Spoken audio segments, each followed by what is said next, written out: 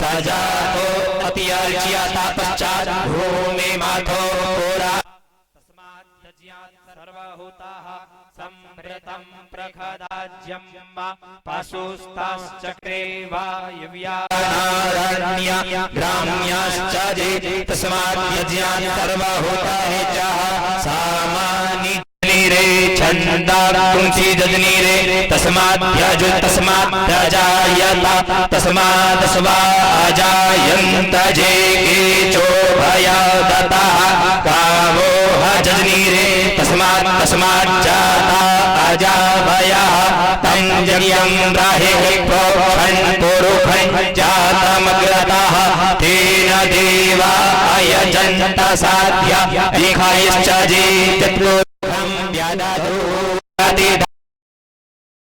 व्याकल्पयन् मुखं किमसिंबाहो किमोरूपादा उच्येत ब्राह्मणोऽस्य मुखमासीत् बाहो राजन्यः कृतः ओरो तदस्य दैवस्यः पदव्यां शूद्रो अजायत चन्द्रमा मनसो जातश्चक्षुः सूर्यो अजायत श्रोत्राद्वायुश्च प्राणश्च मुखादग्निरजायत नाभ्यासीदन्तरिक्षगुं श्रीष्णोभ्योः समवर्तत पदव्यां भूर्दिशः श्रोत्रा तथा लोकान् अकल्पयन्नादपूर्वेण हविखादेव जज्यमतन्वत वसन्तो या श्रीराज्यं ग्रीग्म इद्मः शरद्धविः सत्यासासन्नपारिधाय स्त्रीः सप्तसमिधाः कृताः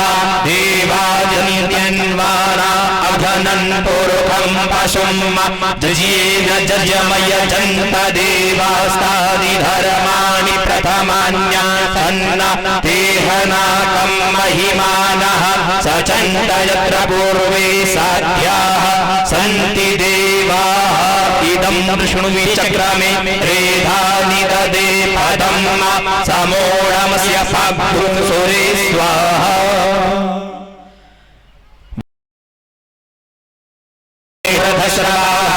स्वस्ति नः पूषा विश्ववेदाः स्वस्ति नस्तार्क्ष्यो अरिष्टसन्ताभिचाकसिः श्रीमन्नारायणाय नमः शिव महापुराणाय नमः पूजयामि गन्धाक्षतपुष्पाणिं समर्पयामि गुरुर्ब्रह्मा गुरुर्विष्णु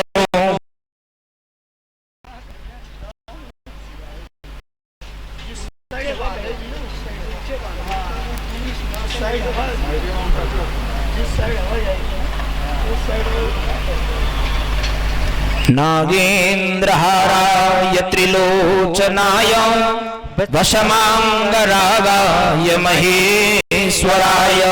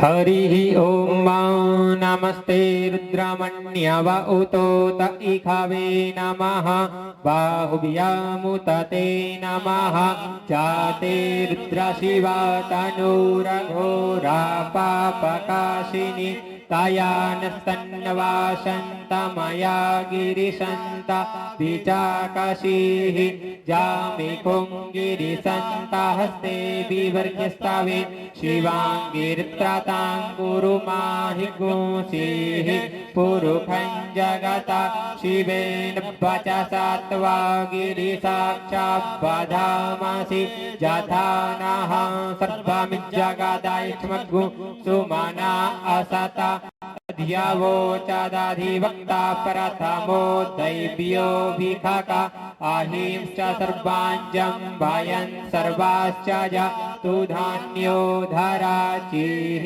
परासुवा असौ जस्ताम्रो अरुण उत ब्रूः सुमङ्गलः ये चैनगुरुद्रा अभितो दीक्षश्रिताः सहस्रशो वैखाग्मुहेड इमाहे असौ जो सर्पतिनीलग्रीवो विलोहितः उतैनं गोपा अदृश्यन्नुदाहर्जः सदृष्टो मृडयातिनः नमोऽस्तु नीलग्रीवाय सहस्राक्ष यमीढुके अथो जे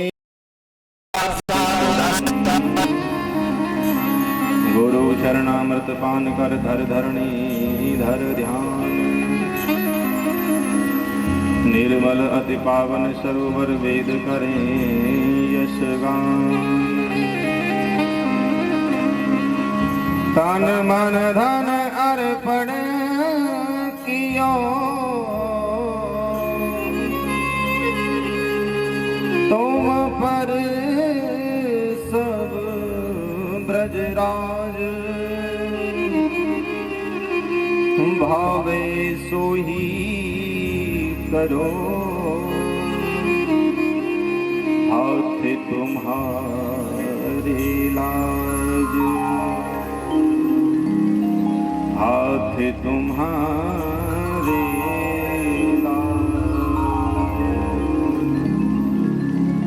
मंगलम भगवान विष्णु मंगलम गरुड़ध्वजा मंगलम भगवान विष्णु मंगलम गरुड़ध्वजा मंगलम पुंडरीकाक्ष मंगलाय स्तनो हरि मंगलम भगवान विष्णु।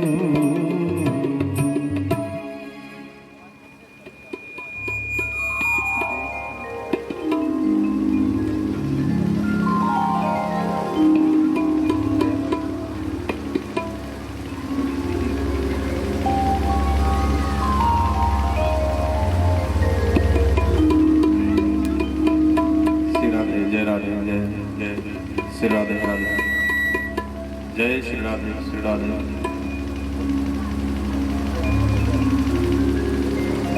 जय राधे श्री राधे राधे जय राधे श्री राधे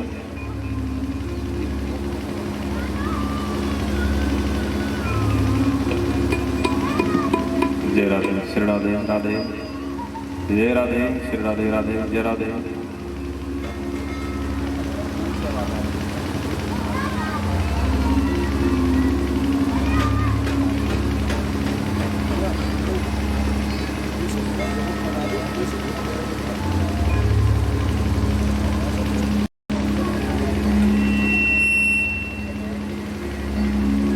प्रातः स्मरणीय गुरु जी के चरणों में कोटि कोटि नमन करते हुए उनसे प्रार्थना है कि वे अपना शुभ आशीर्वाद में प्रदान करें। स्थान देवता, नगर देवता, ग्रामीण देवता सभी अपना स्थान ग्रहण करें। यहाँ पर आई हुई गंगा यमुना जैसी पवित्र माता और बहनें, सभी वृद्ध युवान, बालक वृद्ध, छोटे बड़े सभी भक्त,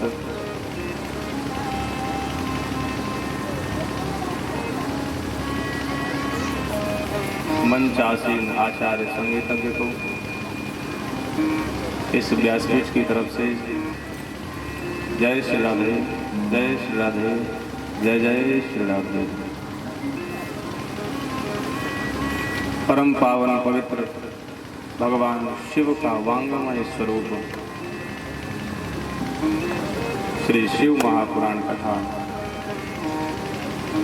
के आज प्रथम दिवस में प्रवेश करते हुए सर्वप्रथम विराजमान होकर के भगवान शंभु से प्रार्थना करें, हे शिव, हे नाथ, हे प्रभु, हे भोलेनाथ।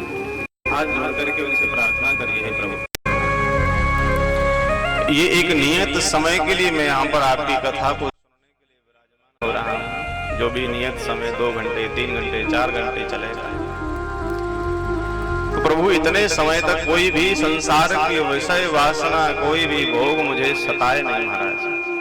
ऐसी उनसे प्रार्थना करिए, प्रभु ये नियत समय के लिए मैं सभी वासनाओं से दूर रह करके आपकी कथा में अपने मन को एकाग्र करके लगा सकूं, क्योंकि कथा सुनने की शक्ति भी हमें शंभु ही प्रदान करते हैं, भगवान ही प्रदान करते हैं। जीव की सामर्थ्यता नहीं है महाराज, जीव की सामर्थ्यता नहीं है कि वह सत्संग कर सके, कथाएं सुन सके। बड़ा ही दुर्लभ है, अति दुर्लभ है ये सत्संग। भगवान की बहुत बड़ी कृपा आप सभी के ऊपर हुई है। आपके ये निज निवास स्थान खड्डा ग्राम भगवान महेद्वानाथ जी स्वामी जी की बहुत बड़ी कृपा आप सभी के ऊपर। बहुत ही सुंदर इस कथा का आयोजन हो रहा है।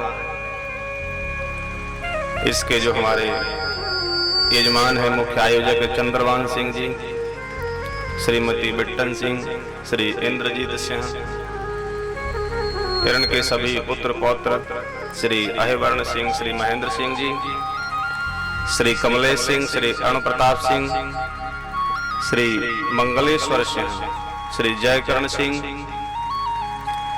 मणिराज सिंह और रविराज सिंह, सभी बच्चों ने भी, सभी ने बहुत ही श्रद्धा भाव से कथा की बहुत सुंदर तैयारियों को करते हुए भगवान की बहुत बड़ी कृपा आप सभी के ऊपर के आपके ग्राम में भगवान की कथा का आज आयोजन प्रारंभ हुआ है। भगवान शंकर के प्रांगण में ये शिव जी की बहुत बड़ी कृपा है महाराज, बहुत बड़ी कृपा है। कथा में प्रवेश करने से पहले मन और वाणी को पवित्र करते हुए 2 मिनट भगवान के पंचाक्षर मंत्र का जप करते हुए चलेंगे। उसके बाद सभी कथा में प्रवेश करेंगे। एक बार प्रेम से बोलिए, बोलिए महेद्वानाथ स्वामी जी महाराज की जय हो। सभी चले पंचाक्षर मंत्र का जप करते हुए। नमः शिवाय, ओम नमः शिवाय, हरे हरे भोले नमः शिवाय,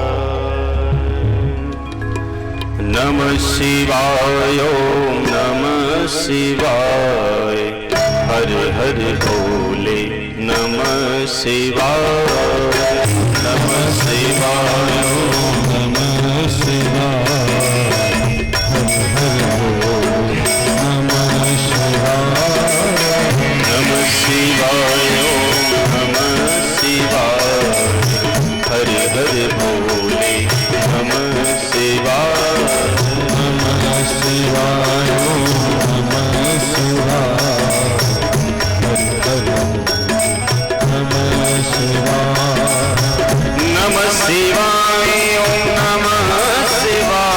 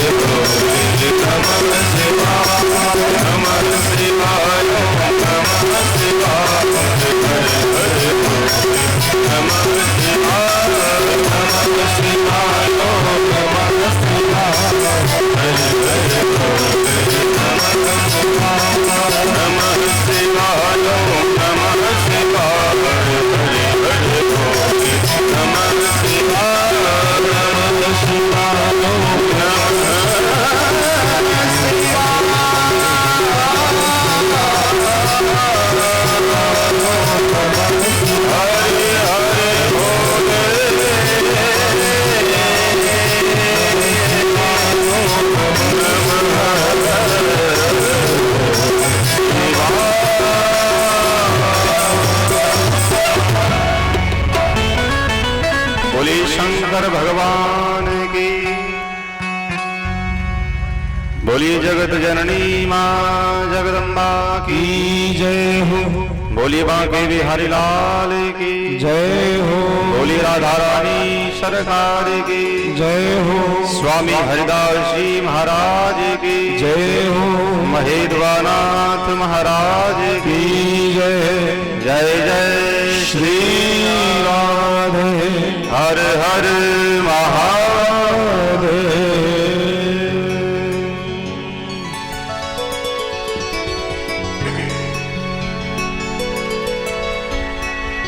परम पावन पवित्र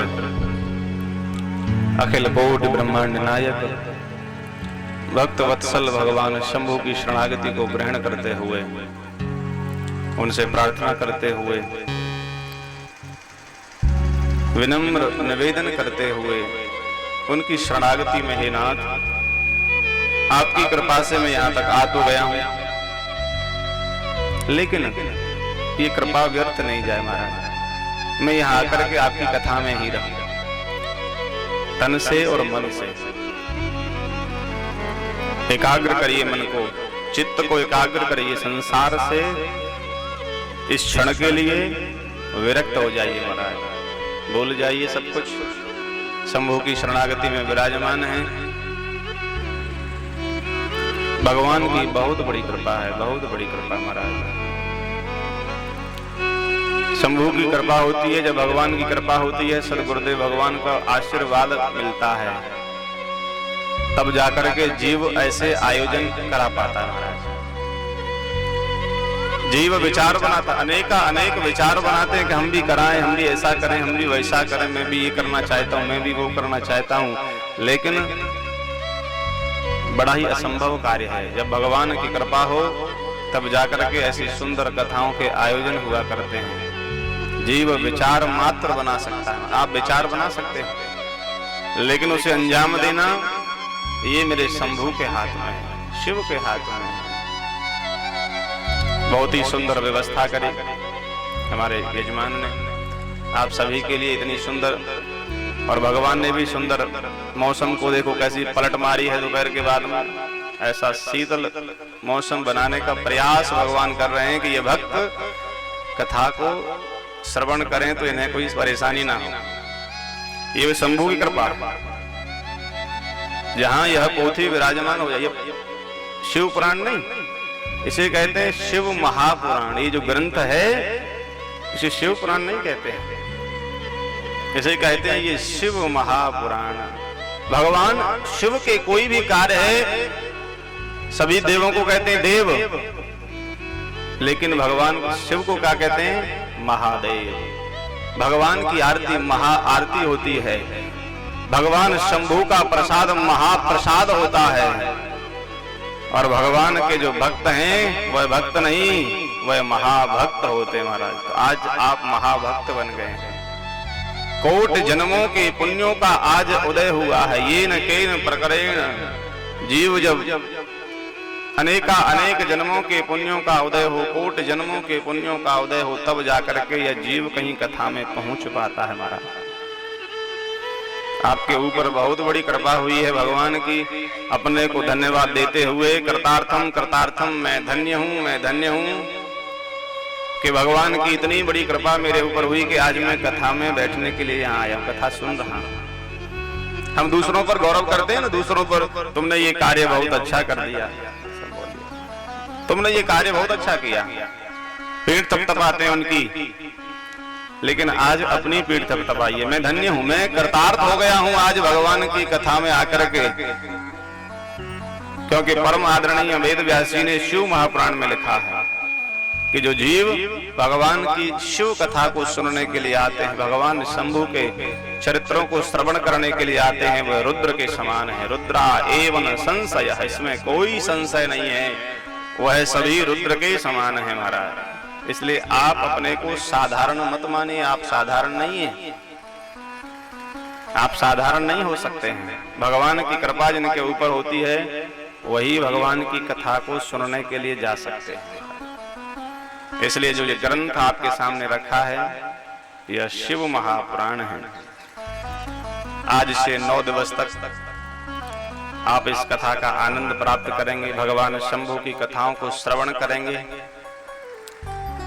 ये ग्रंथ में 7 संहिता हैं, जैसे अध्याय होते हैं, लेसन होते हैं, वैसे इसमें 7 संहिता हैं, 24,000 इसमें श्लोक हैं। इसकी भाषा देवलिपि संस्कृति है, देव भाषा जो है, लेकिन हम इसे 9 दिन के लिए हिंदी में समझने का प्रयास करेंगे, क्योंकि हमारी संस्कृत भाषा हमारी मातृभाषा नहीं है, इसलिए आप संस्कृत को नहीं समझ सकते, इसलिए हिंदी में समझने का हम 9 दिन के लिए प्रयास करेंगे। महाराज एक बार सभी प्रेम से बोले हर हर महादेव।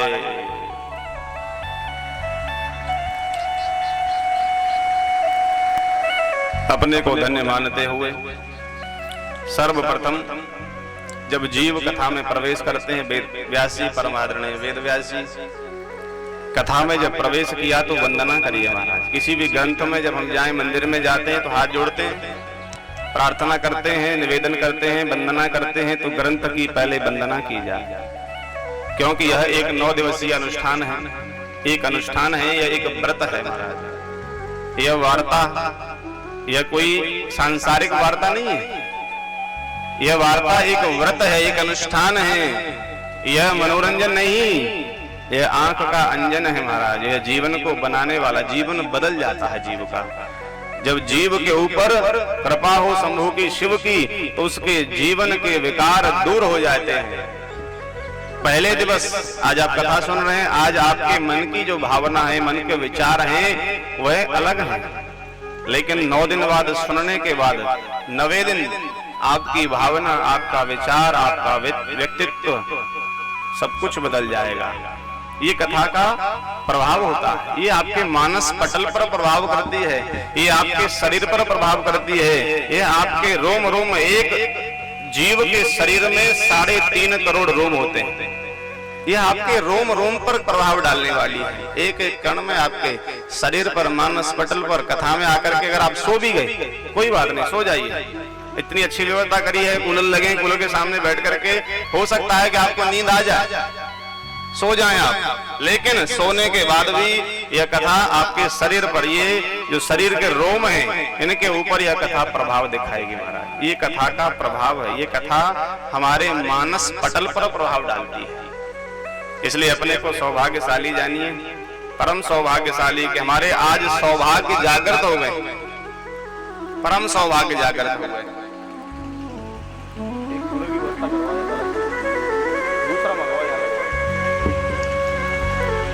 परम सौभाग्य जागृत हुए हैं। आप बड़े ही सौभाग्यशाली, बड़भागी हैं, अपने को सौभाग्यशाली जान करके, क्योंकि संसार में सौभाग्यशाली कौन होता है? आप किसे सौभाग्यशाली मानते हो? हमें ऐसा लगता है कि जो संसार में अधिक धनवान है महाराज, जिसके पास में अधिक धन है, वही सौभाग्यशाली है। कहते ना, अरे इनके तो भाग्य खुल गए, इनका बहुत बड़ा परिवार है, इनका बहुत बड़ा व्यापार है, तो ये बहुत ही सौभाग्यशाली है। ये संसार ऐसा मानता है, जिनके पास में बड़ा व्यापार हो, जिनके पास में बड़ा परिवार हो, उन्हें यह संसार सौभाग्यशाली मानता है महाराज। लेकिन सौभाग्यशाली वो नहीं है जिनके पास में अधिक धन है, अधिक व्यापार है, अधिक परिवार है, वे सौभाग्यशाली नहीं कहे गए। अगर उन्हें सौभाग्यशाली कहा जाता तो रावण के पास में सोने की लंका थी। रावण के पास में बहुत ही बड़ा परिवार था। कहते हैं 1 लाख पूत, 1.25 लाख नाती थे रावण के। इतना बड़ा उसका परिवार था, इतने शक्तिशाली उसके पुत्र थे, स्वयं भी शक्तिशाली था। ये न केन प्रकरेण, उसने भगवान का दर्शन भी, भगवान शंकर का, शिव शंभु का जीवन में दर्शन भी किया। उस जैसा वक्त तो हो ही नहीं सकता है। लेकिन रावण को भी सौभाग्यशाली नहीं कहा गया महाराज। अगर रावण को सौभाग्यशाली कहा जाता तो दशहरे के दिन रावण को फूका नहीं जाता, उसकी पूजा की जाती। अपने बालकों के नाम राम क्यों रखते? रावण ही रखते। अगर वे सौभाग्यशाली हो तो कोई रखता है अपने बालक का नाम रावण? हैं? रखते हो क्या? नहीं रखते ना, राम श्याम गोपाल यही रखते हो। तो अगर आपकी नजर में धनवान व्यक्ति सौभाग्यशाली है तो रावण भी सौभाग्यशाली होना चाहिए, लेकिन वे सौभाग्यशाली नहीं है। क्यों? गोसाई जी ने कहा श्रुतधारा ग्रह लक्ष्मी, ये तो पापी के भी होए, संत समागम और हरि कथा, तुलसी दुर्लभ दोए।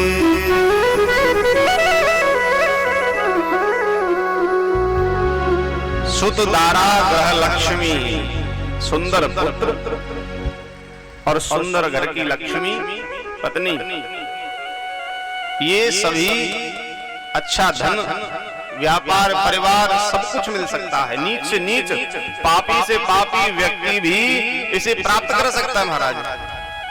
सुत दारा ग्रह लक्ष्मी, ये तो पापी के भी होए, लेकिन संत समागम ये हरि कथा, लेकिन संतों का समागम, संतों के जीवन में दर्शन और भगवान की कथा, हरि की कथा, तुलसी दुर्लभ दोए।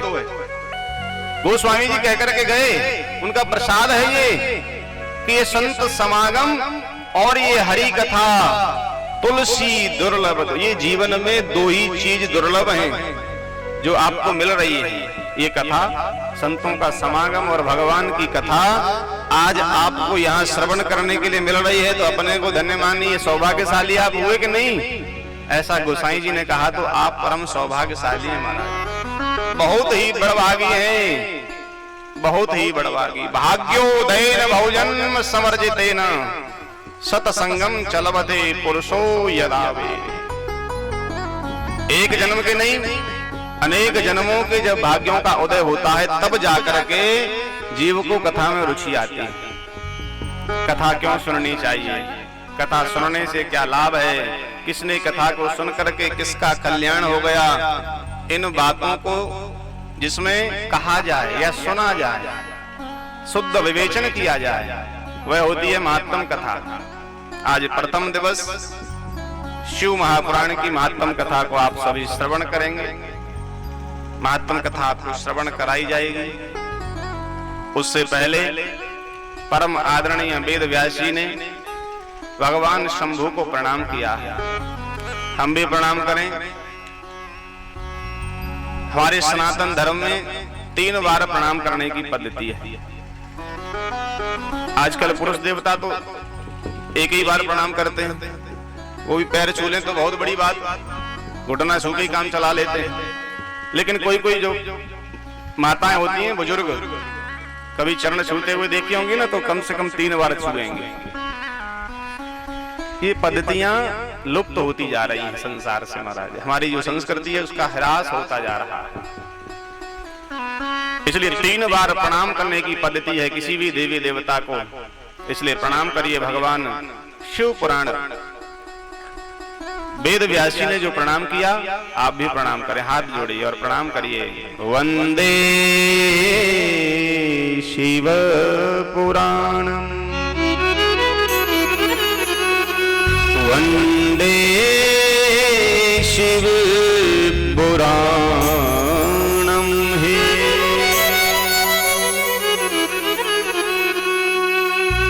वेद व्यास जी प्रणाम कर रहे हैं। वंदे शिव पुराणम, भगवान शिव का वांगमय स्वरूप शिव पुराण को मेरा प्रणाम है, प्रणाम है, प्रणाम है। इस ग्रंथ की बड़ी महिमा है महाराज। यह भगवान शिव का वांगमय स्वरूप है, साक्षात भगवान शिव इसमें विराजमान है। एक एक श्लोक में साक्षात भगवान शंभु विराजमान है, शंभु बैठे हुए हैं। और जिस ग्रंथ में शंभु विराजमान हो, अर्थात यह ग्रंथ जो आपके समक्ष रखा है, इसमें भगवान शिव विद्यमान है। और भगवान ने रामचरितमानस में कहा कि जब जीव मेरे सम्मुख आ जाता है तो मैं उसका कल्याण कर देता हूं। तो आप सभी आज भगवान के सम्मुख बैठे, ये ग्रंथ साक्षात शिव है और शिव के सम्मुख आप बैठे हैं, इसलिए आज आपका कल्याण निश्चित है, कोई नहीं रोक सकता महाराज। ये भगवान की वाणी है, भगवान ने स्वयं कहा कि जब जीव मेरे सम्मुख आएगा मैं उसका कल्याण कर दूंगा। आप इस ग्रंथ के सम्मुख आकर के आपका कल्याण हो गया है महाराज। आदर के साथ, श्रद्धा के साथ शिव पुराण को जो प्रणाम करता है, इसकी प्रणाम करने की बड़ी महिमा कही गई है।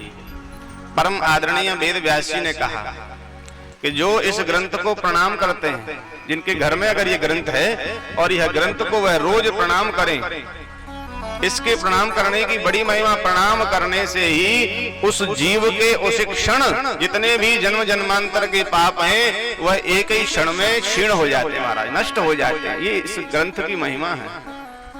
एक बार जो इसे प्रणाम कर ले आदर के, श्रद्धा के साथ में, जो इस ग्रंथ की परिक्रमा करता है, जो इस ग्रंथ का पारायण करता है, इस ग्रंथ का पारायण जो व्यक्ति कर ले तो वह जीते जी मुक्त माना जाता है महाराज, उसकी मुक्ति हो जाती है। जीते जीव है, जीव इस संसार से मुक्त हो गया है। जिसने यह शिव महापुराण का जीवन में पारायण कर लिया, ग्रंथ घर में रख करके पारायण किया, परिक्रमाएं दी या उसे प्रणाम किया, एक ही क्षण में उसके पाप भस्म हो गए।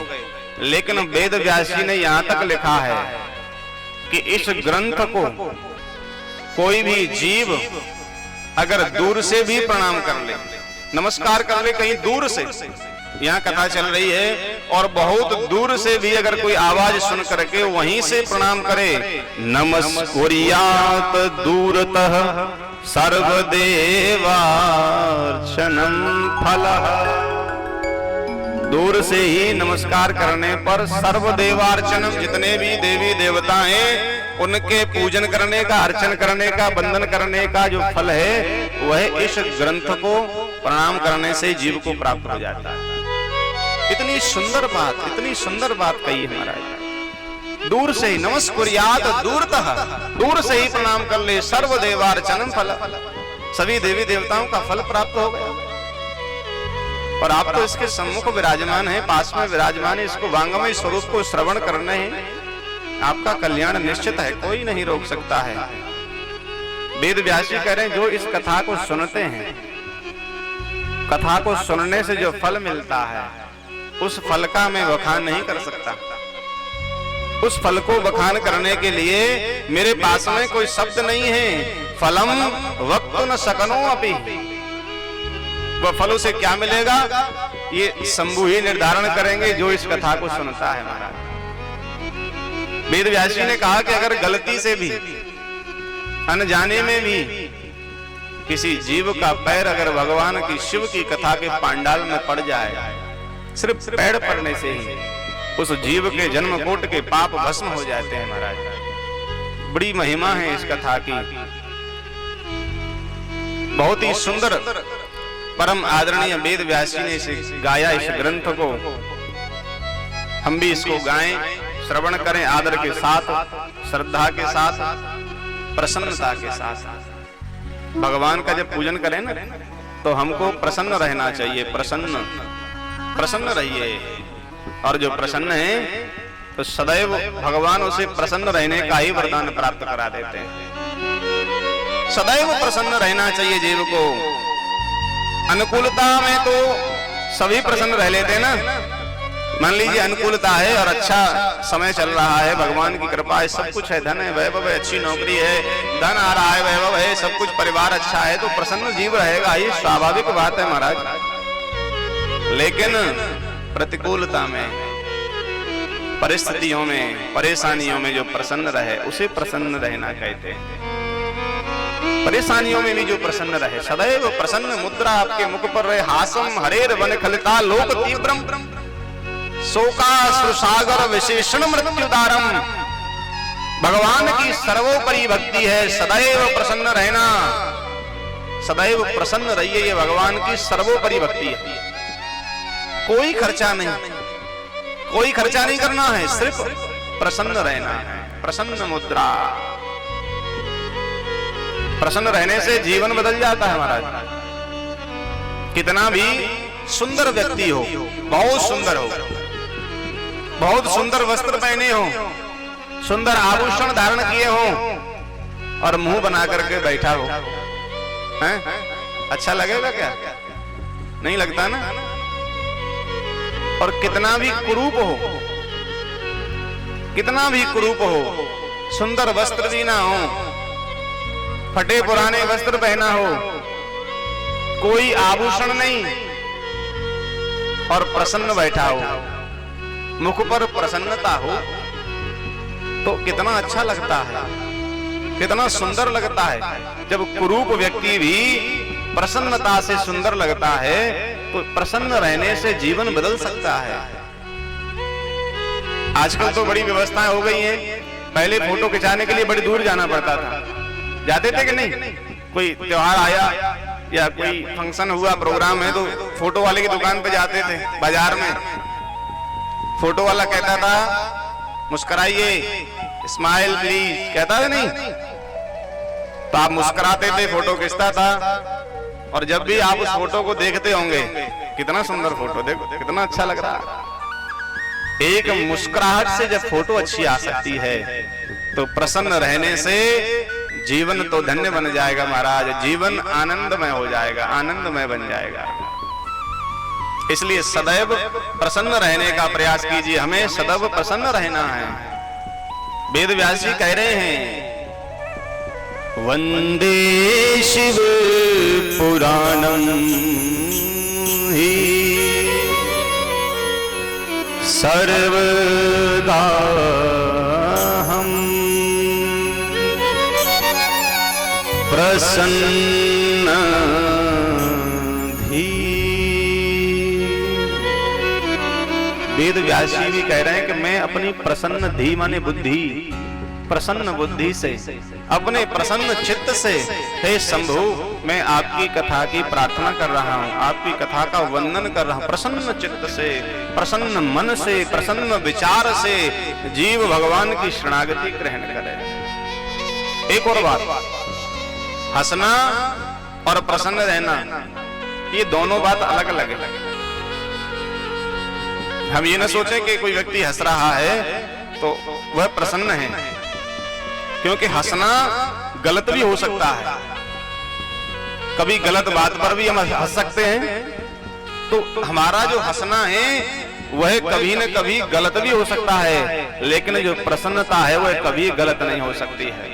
प्रसन्नता अच्छे विचारों से, शुद्ध विचारों से ही हमारे हृदय में विराजमान होती है। हंसना चेहरे से रहता है, मुख से होता है, लेकिन प्रसन्नता हृदय से आती है, हृदय से निकलती है महाराज। इसलिए प्रसन्न हृदय से वेद व्यास जी प्रार्थना कर रहे हैं, मैं प्रसन्न हृदय से, प्रसन्न बुद्धि से, प्रसन्न चित्त से मैं आपकी प्रार्थना कर रहा हूं, वंदना कर रहा हूं महाराज। वेद व्यास जी ने कहा, जो भगवान की कथा को सुनते हैं, जो भगवान की कथा को श्रवण करते हैं, उनके लिए बहुत सुंदर बात कही है। तीर्थ भूत ही तद गेहम वसता पापनाशनम। कितनी सुंदर बात कह रहे हैं। जो जीव भगवान की कथा को सुने, उसके शरीर में सारे तीर्थ आकर के विराजमान हो जाते हैं। जितने भी तीर्थ हैं, तीर्थ भूतम ही तदगेहम, जितने भी तीर्थ हैं वो आकर के उसके शरीर में विद्यमान हो जाते हैं। कितनी बड़ी बात बता रहे हैं वेद व्यास जी। और जितने भी उसके समस्त पाप हैं, वसता पापनाशनम, सबरे पाप जितने भी हों, जन्म जन्मांतर के जितने भी पाप हैं वह सब चले जाते हैं। और उसे क्या मिलता है सुनने के बाद में? अश्वमेघ सहस्राणि, 1000 अश्वमेघ यज्ञ वह जीव अपने जीवन में करे।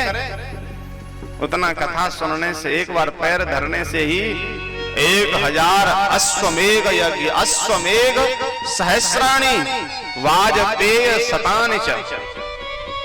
अश्वमेघ यज्ञ, वाजपेय यज्ञ, अनेक यज्ञों का उसे लाभ प्राप्त हो जाता है। अनेक यज्ञों के लाभ की उसे प्राप्ति हो जाती है महाराज। इतनी सुंदर बात वेदव्यास बता रहा है। तो वह जीव मूर्ख है, विमूढ़ है, जो भगवान की कथा को न सुने।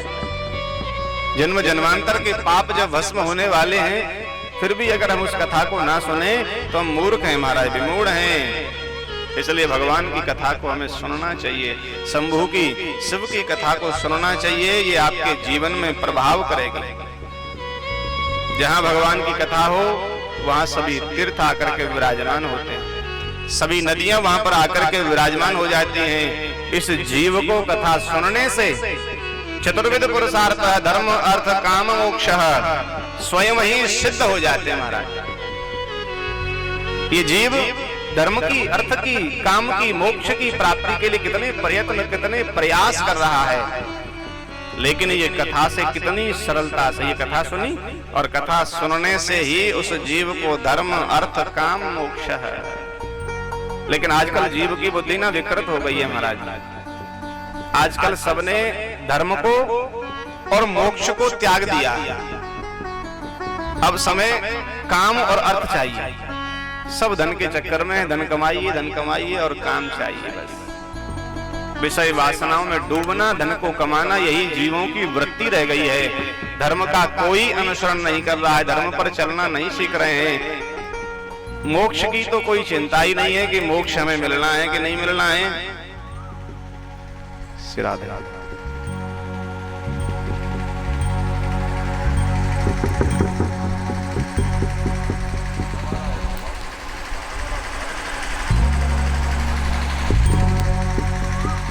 श्री राधे राधे, श्री राधे राधे।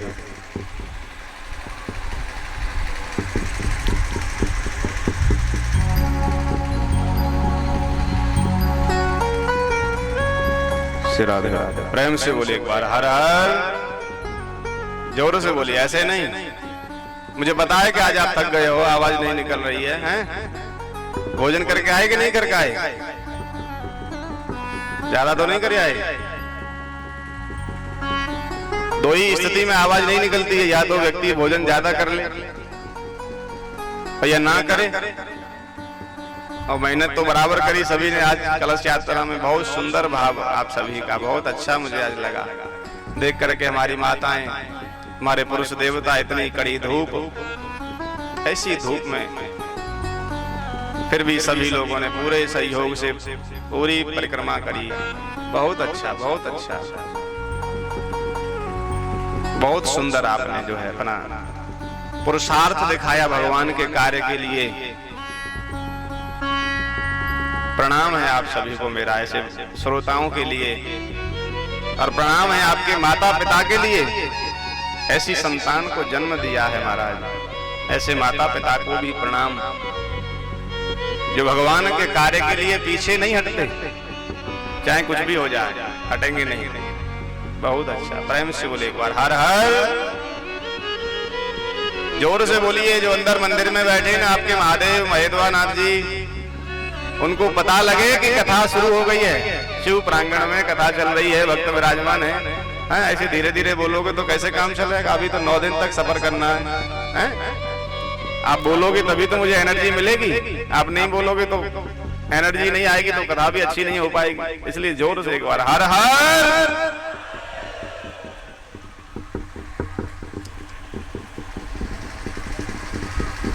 परम आदरणीय वेद व्यास जी कह रहे हैं, जीव जो है धर्म का अनुसरण करे, कथा को सुनकर के धर्म अर्थ काम मोक्ष चतुर्विध पुरुषार्थ की उस जीव को प्राप्ति हो जाती है महाराज।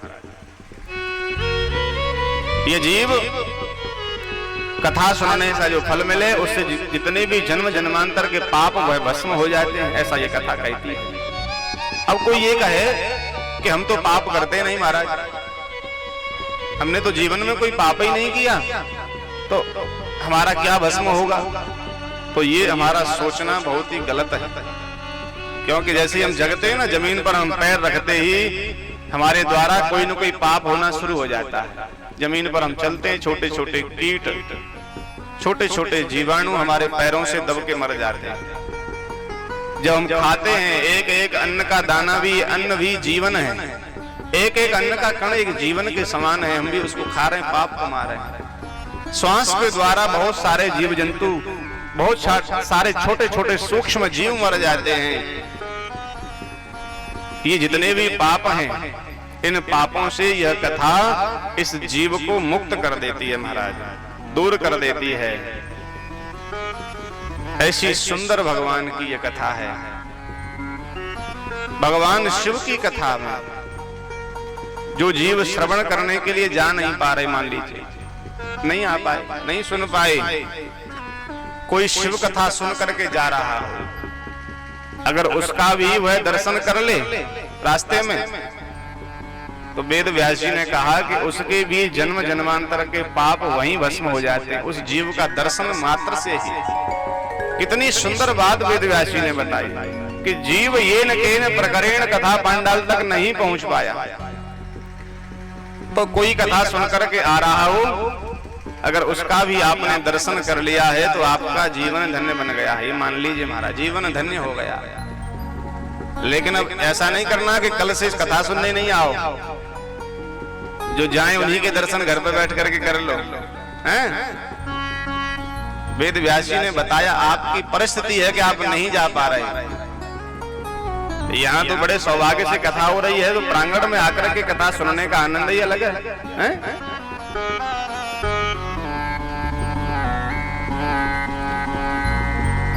भगवान शंभु की शिव की कथा अनेक पापों से जीव को दूर कर देती है, जीवन से मुक्त कर देती है यह कथा जीव को।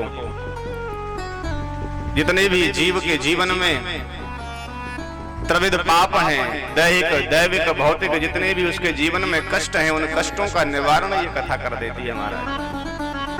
भगवान के राज्य में ये ताप किसी को परेशान नहीं करते थे, इसलिए भगवान की शरणागति में रहेंगे तो ये तीनों ताप आपको कष्ट नहीं पहुंचा सकते हैं। इसलिए अपने को परम सौभाग्यशाली जान करके हम बहुत ही सौभाग्यशाली हैं, बड़ भागी हैं कि ये सत्संग हमको मिल रहा है, क्योंकि ये सत्संग बड़े ही सौभाग्य से मिलता है। और प्रथम भक्ति यही कही, प्रथम भगत संतन कर संगा। पहले तो सत्संग करिए, ये पहली भक्ति है महाराज, तभी जाकर के आप भक्ति के मार्ग में आप अपने जीवन को धन्य बना पाएंगे। और ये सत्संग ऐसी कृपा है, सत्संग की ऐसी कृपा है, ऐसी कृपा है कि बहुत अधिक ना हो पाए ना, थोड़े से ही, थोड़े से सत्संग से, एक घड़ी आधे घड़ी, आधे में पुनि आधे, एक घड़ी भी ना हो जाए तो एक घड़ी में से भी आधा, आधा भी ना हो तो उसमें से भी आधा। कितनी बड़ी बात गोस्वामी जी कहकर के चले गए, उनका प्रसाद है ये। कितना भी एक क्षण भी अगर आपको मिल गया, तुलसी संगत साधु की, साधुओं की जो संगत है ना, कटे कोटि अपराध, कोटि अपराध। कितनी सामर्थ्यता है सत्संग में, देखिए कोटि अपराध, कितने भी अपराध हो, कितने भी बड़े बड़े अपराध, उन सभी अपराधों को यह एक क्षण का सत्संग दूर करने में सामर्थ्यवान है। एक क्षण का सत्संग। और जीवन में अगर आपने सत्संग को ग्रहण कर लिया, प्रथम भगत संतन कर संगा, पहली भक्ति भगवान संतों का संग है। और ये संतों का संग भी कब मिलता है? कब मिलता है? जब भगवान की कृपा होती है महाराज।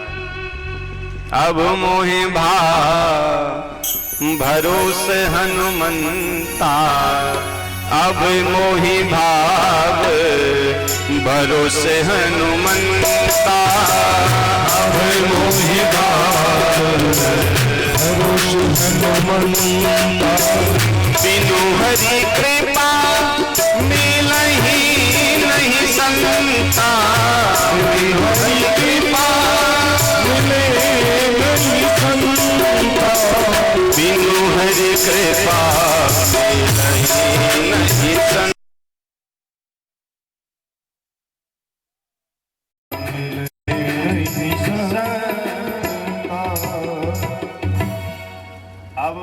भावरो हनुमंता, बिनु हरि कृपा मिलहि नहीं संता। भगवान की कृपा के बिनु हरि कृपा, तुलसीदास जी स्वयं कह करके गए, बिनु हरि कृपा मिले ही नहीं संता। और संत मिलेंगे तभी सत्संग मिलेगा, और सत्संग जब मिल रहा है तो ये बात तो पक्की हो गई ना कि भगवान की कृपा आपके ऊपर है। ये निश्चित है कि भगवान की कृपा जिनके ऊपर होती है वही भगवान की कथा के पांडाल तक पहुंच पाते हैं महाराज। उन्हीं के ऊपर भगवान की कृपा ही जान लीजिए। संतों का जीवन में दर्शन हो रहा हो ना, बार बार संतों के दर्शन मिल रहे हो, और बार बार विप्रों के ब्राह्मणों के दर्शन मिल रहे हो, बार बार सुनने को कथा मिल रही हो, कार्ड पर कार्ड आ रहा हो ना घर पे, रिश्तेदारों के यहाँ से इनके यहाँ कथा हो रही है, उनके यहाँ कथा हो रही है, तो समझ लीजिए कि तुम्हारे ऊपर भगवान की कृपा सीधी है, बिल्कुल सीधी कृपा। मान लीजिए कार्ड आया, जैसे हमारे यजमान मणिराज जी ने बहुत सुंदर कार्ड छपवा करके सबको वितरण किए, भैया कथा सुनने के लिए आइए, सुंदर भगवान की कथा हो रही है। अब रिश्तेदार कार्ड को लेकर के मन में विचार बनाएंगे, भाई जाना पड़ेगा, रिश्तेदारी है, व्यवहार निभाने तो जाना ही पड़ेगा। कथा सुनने इसलिए जा रहे हैं क्योंकि व्यवहार निभाना पड़ेगा, रिश्तेदारी है उनके घर में। सिर्फ आपने इतना व्यवहार सोच करके कि मुझे व्यवहार निभाना है और कथा सुनने के लिए जाना पड़ेगा, वेद व्यास जी कह रहे हैं कि उसी क्षण उस जीव के हृदय में शंभू का प्राकट्य हो जाता है। उसी क्षण व्यवहार मात्र के लिए वह भगवान की कथा में जा रहा है, कल्याण के लिए नहीं। विचार ये रहा कि सिर्फ व्यवहार निभाने के लिए उसी क्षण शंभू की भक्ति उसके हृदय में विराजमान हो जाती है। तो कथा अगर जाकर के जीव ने एकाग्र चित्त से एक मन से श्रवण कर ली तो उसका तो कल्याण हो गया, निश्चित है हमारा, कोई नहीं रोक सकता। इसलिए जीवन में संतों की संगति अवश्य करिए, सत्संग अवश्य करना चाहिए। कोई धर्म ग्रंथ, सुंदर पुस्तक हमारे जीवन में ऐसी हो जो हमारे जीवन को बदलने वाली है। हम कहीं आते जाते हैं, सफर करते हैं ना, तो एक जोड़ी कपड़ा कम रखो, लेकिन एक सुंदर पुस्तक अपने साथ में अवश्य रहनी चाहिए। जब आप सोए तो आपकी तकिए के पास एक पुस्तक होनी चाहिए जो आपने उसमें से चाहे एक पेज ही पढ़ा, कोई बात नहीं, लेकिन ये धर्म ग्रंथ, ये पुस्तक, ये हमारे जीवन को बदलने वाली है। सुंदर पुस्तकें पढ़ी जिससे हमारा जीवन, सफलता की पुस्तकें पढ़ी जिससे हमारा जीवन सफल हो जाए। ऐसा नहीं कि मैं ये कह रहा हूँ कि इसी क्षेत्र में आप ग्रंथ ही पढ़ें, नहीं, कोई जरूरी नहीं है कि आप ग्रंथ पढ़ें, कोई जरूरी नहीं है कि आप आध्यात्मिक पुस्तक ही पढ़ें। अरे अनेक सफलताओं की पुस्तकें, अनेक ऐसे सुंदर सुंदर लेखकों ने अपने अपने जीवन के अनुभव उनके अंदर डाले हैं कि आपका जीवन धन्य बन सकता है, आप इंसान बन सकते हैं उन पुस्तकों को पढ़ करके, उन धर्म ग्रंथों को पढ़ करके। इसलिए अपने जीवन को इतना सुंदर बनाइए, इतना सुंदर बनाइए कि आपका जीवन जो है एक दिन मणिमय बन जाए, आप चमकने लगे तारे की तरह।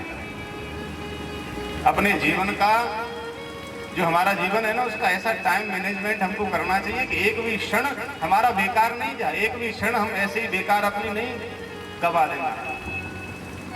हम अपने जीवन में प्रधानता किसे देते हैं?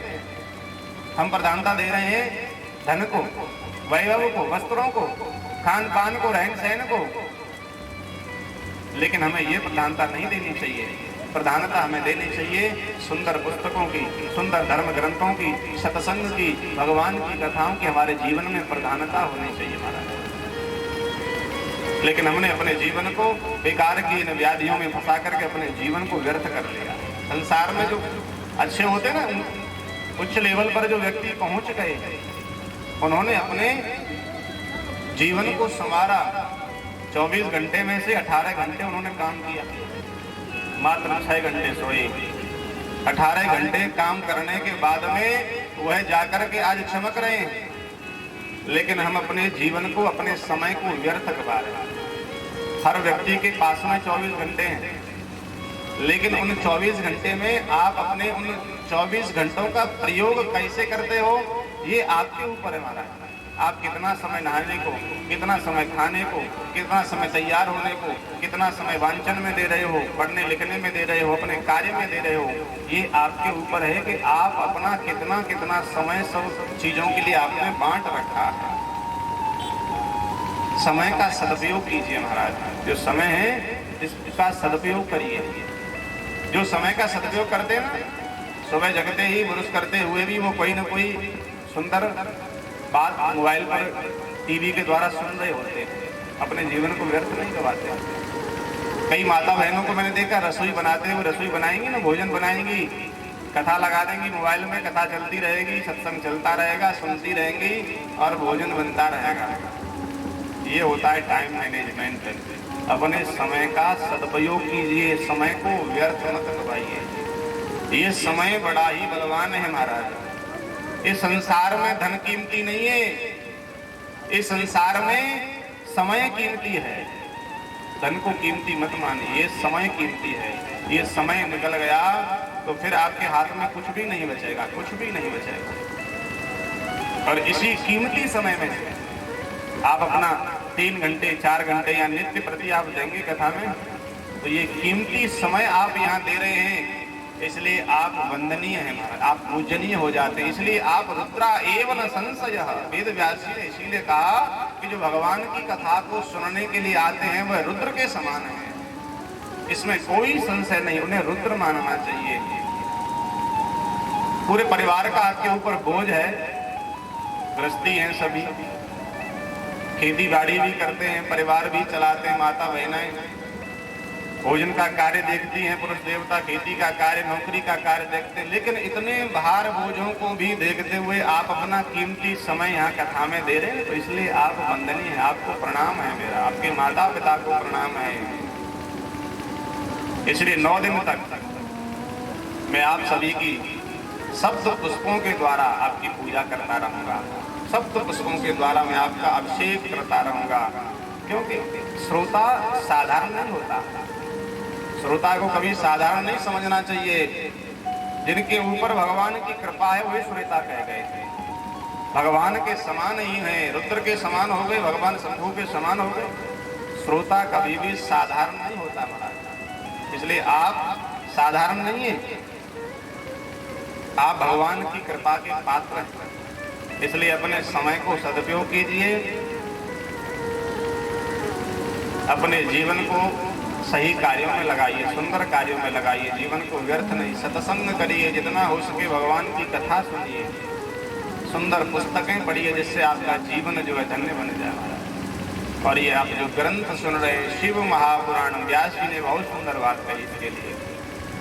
शिव महापुराणम तिलकम खलु सत पुराणम। शिव महापुराण तिलकम खलु सतः पुराणम। जितने भी 18 पुराण हैं उन पुराणों का तिलक है शिव महापुराण। तिलक कहा गया महाराज, ये तिलक है। इतना सुंदर, इतना सर्वोपरि इस ग्रंथ को व्यास जी ने बताया है। ये शिव महापुराण सभी ग्रंथों का तिलक है महाराज। शिव महापुराणम तिलकम खलु सतः पुराणम। सभी पुराणों में यह सर्वोपरि है। सभी पुराणों की यह मर्यादा कहा गया, क्योंकि इसमें भगवान शंभू की चरित्रों का सुंदर सुंदर वर्णन दिया गया, सृष्टि का वर्णन दिया गया। भगवान शंभू ने सृष्टि का कैसे सुंदर निर्माण कराया है ब्रह्मा जी के द्वारा। बहुत ही सुंदर सुंदर, इसमें लौकिक व्यवहारिक सांसारिक कथाएं कम हैं, लेकिन भगवान शिव की कथाएं अधिक हैं। संसार से जुड़ी हुई लौकिक कथाएं जुड़ी हुई इसमें कम है, लेकिन भगवान शंभू की कथा ज्यादा है महाराज। सभी पुराणों का तिलक इसे कहते। तिलक हमारे जीवन का बहुत महत्वपूर्ण हिस्सा है। कितना भी सुंदर व्यक्ति हो, सुंदर वस्त्र पहने, सुंदर आभूषण पहने, अगर उसने कोई तिलक धारण नहीं किया है तो उसका जो ललाट है, मस्तक है, वो अच्छा नहीं, वो अवसगुन जैसा लगता है कि ये अवसगुन लग रहा है, वह सुंदर नहीं दिख सकता है। माताएं सुंदर श्रृंगार कर लें और बिंदी ना लगाएं, मस्तक पर कुमकुम की जो बिंदी लगाते हैं। अब तो आजकल अन्य प्रकार की हैं, लेकिन पहले माँ जगदम्बा की स्वरूप, ये जगदम्बा की कृपा स्वरूप कुमकुम की बिंदी माताएं लगाया करती थी। लेकिन आजकल तो इतनी छोटी सी लगाती हैं, बहुत छोटी, उससे भी देखो दूरबीन से तो भी ना देखें, इतनी छोटी सी बिंदी। तो काजल यहाँ तक, बिंदी नहीं लगा। संस्कृति का ह्रास हो गया महाराज, सब भूल गए तिलक को। कोई भी पहले लोगों की तिलक से पहचान होती थी, तिलक लगा के जाते थे तो उनकी पहचान तिलक से थी। आजकल वस्त्रों से, हमारे जूतों से हमारी पहचान होती है कि इन्होंने अच्छी कंपनी के जूते पहने हैं तो ये अच्छे पैसे वाले व्यक्ति होंगे। अच्छी इन्होंने घड़ी पहनी है, 2 लाख का हाथ में मोबाइल है तो ये अच्छे होंगे। लेकिन हाथ में 2 लाख का मोबाइल है, मोबाइल जिसके हाथ में वो चाहे किसी काम का ना हो, मोबाइल की आजकल गिनती हो गई। हमारी नजर में वही सब कुछ बन गया है, संस्कृति का ह्रास हो गया बिल्कुल। कोई भी अपनी पद्धति, अपनी संस्कृति को भूल गए हैं कि हमें क्या करना चाहिए। लेकिन व्यास जी ने यहाँ पर कहा कि जो भगवान शंभू की कथा को तिलक लगा करके सुनते हैं उनके लिए बड़ी सुंदर बात है। जिनके ललाट पर भस्म का त्रिपुंड हो, जिनके मस्तक पर कोई भी चंदन का तिलक हो, रोली का तिलक हो, अष्टगंध का तिलक हो, जैसा वह लगाते हो, अपने मस्तक पर जो तिलक लगा करके भगवान की कथा को सुने, तवेव जीवन धन्य, उसका जीवन धन्य है महाराज। जो भगवान की कथा को तिलक लगा करके सुनता है उसका जीवन धन्य। तवेव जन्म सफल, उसका जन्म उस दिन सफल हो जाता है। और आगे व्यास जी ने कितनी सुंदर बात कही, तवेव जननी धन्या,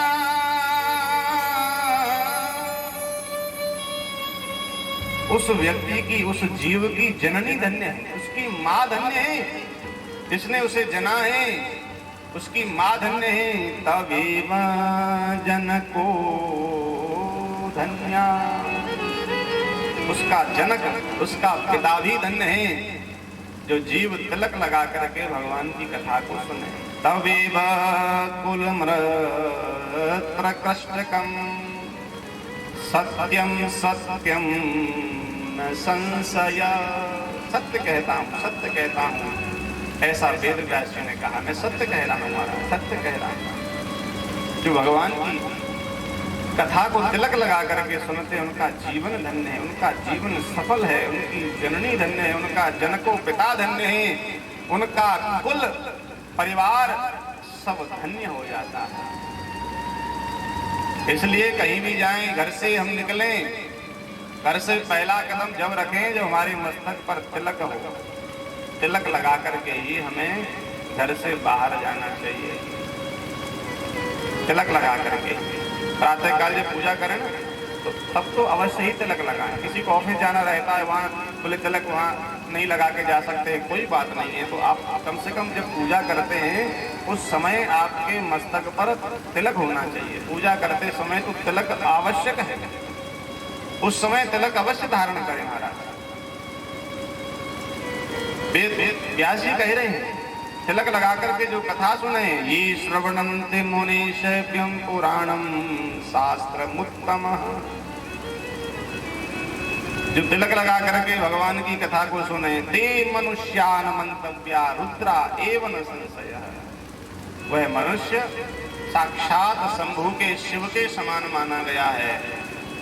इसलिए कल से अपने मस्तक पर सभी तिलक लगा करके आए, और नहीं लगा के आएंगे तो यहाँ लगवा देंगे, फिर यहाँ व्यवस्था की जाएगी। कल से प्रेम से बोलिए एक बार हर हर। परम आदरणीय वेद व्यास जी सुंदर कथा को श्रवण करते हुए लिख रहे हैं कि यह कथा सूत जी महाराज ने सभी सौनकादिक ऋषियों को तीर्थराज प्रयाग में जाकर के सुनाना प्रारंभ किया। सब अपने मन को लेकर के चले तीर्थराज प्रयाग की ओर। सूत जी प्रयाग में विराजमान है, बहुत ही सुंदर है प्रयाग तीर्थ। धर्म क्षेत्रे महाक्षेत्रे गंगा कालिंदी संगमे प्रयागे परमे पुण्य ब्रह्म लोकस्य वर्तमने। बहुत ही सुंदर संगम, गंगा यमुना सरस्वती का पावन संगम के किनारे विराजमान होकर के श्री सूत जी महाराज भगवान शंभु की शिव की कथा को सुनाने के लिए तैयार हुए। सोनकादिक ऋषियों को, सोनकादिक ऋषि धन्य है महाराज, अपने जीवन को धन्य मान रहे हैं कि हम कृतार्थ हो गए कि सूत जी जैसे वक्ता हमें जीवन में मिले।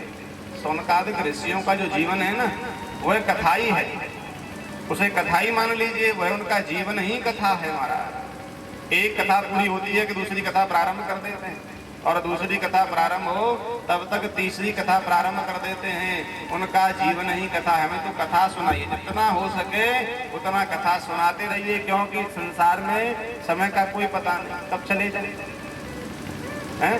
कोई पता है क्या, कब ये श्वास इस जीवन में बंद हो जाए, कोई पता नहीं है महाराज कि कब हमारी श्वास बंद हो जाए। इसलिए उनका जीवन ही कथा है। बारंबार भगवान की कथा को सुन रहे हैं। सूत जी ने वंदना करी है। सूत सूत महाभाग धन्यस्त्वं परमार्थवितम् अद्भुतेयं कथा दिव्या श्राविता कृपया हिनः। बड़ी सुंदर वंदना करी है। सूत सूत महाभाग, हे सूत जी आप महाभाग्यवान हैं, आप महासौभाग्यशाली हैं कि आप भगवान की कथा को कह रहे हैं और हम उस कथा को सुन रहे हैं। जिनका नाम जिसकी जिह्वा पर हो और मरते समय जिह्वा पर नाम आ जाए, उनका जीवन का कल्याण हो जाता है। बड़े बड़े ऋषि मुनि पूरे जीवन पर्यंत यत्न करते हैं कि कैसे भी भगवान का नाम हमारी जिह्वा पर आ जाए। हे सूत जी आप धन्य हैं, धन्य सूत सूत महाभाग, आप महाभाग्यवान हैं, आप सौभाग्यशाली हैं कि आप भगवान की कथा को बारंबार कह रहे हैं, बारंबार कह रहे हैं। सोनकादिक ऋषि प्रार्थना करते हैं, प्रभु हम भी जब इस संसार को छोड़ करके जाएं तो भगवान शंभु हमारे मुख में, उनका नाम हमारे मुख में विराजमान रहे। और आप भी उनसे यही कहो प्रभु, जब अंतिम समय आए तो हम आप ही को याद करें, आप ही का नाम हमारी जिह्वा पर रहना चाहिए। जब छोड़ चलूं इस दुनिया को, जब छोड़ चलूं इस दुनिया को, होठों पे नाम तुम्हारा हो। जब छोड़ चलूं इस दुनिया को, होठों पे नाम तुम्हारा हो। जब छोड़ चलूं इस दुनिया को, होठों पे नाम तुम्हारा हो। जब छोड़ चलूं इस दुनिया को, होठों पे नाम तुम्हारा हो। चाहे स्वर्ग मिले या नरक मिले, चाहे स्वर्ग मिले या नरक मिले, हृदय में वास तुम्हारा हो। चाहे स्वर्ग मिले या नरक मिले, हृदय में वास तुम्हारा हो। प्रार्थना करिए शंभु से, हे प्रभु ताली सेवा करते हैं शंभु।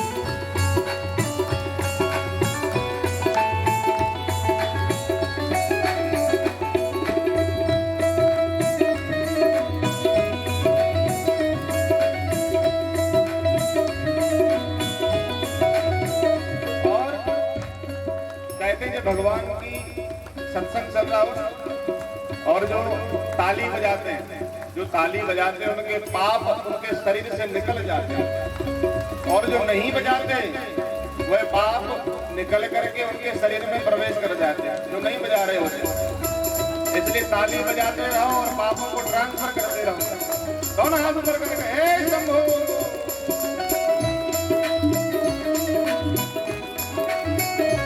तन शिव के नाम की चादर हो, तन शिव के नाम की चादर हो, जब गहरी नींद में सोया रहूं, जब गहरी नींद में सोया रहूं, कानों में मेरे हो कुंजित, कानों में मेरे हो कुंजित, बाबा बस नाम तुम्हारा हो, चलो इस जीवन को होठों में नाम तुम्हारा हो, चाहे स्वर्ग मिले या नरक मिले, चाहे स्वर्ग मिले या नरक मिले, हृदय में वास तुम्हारा हो,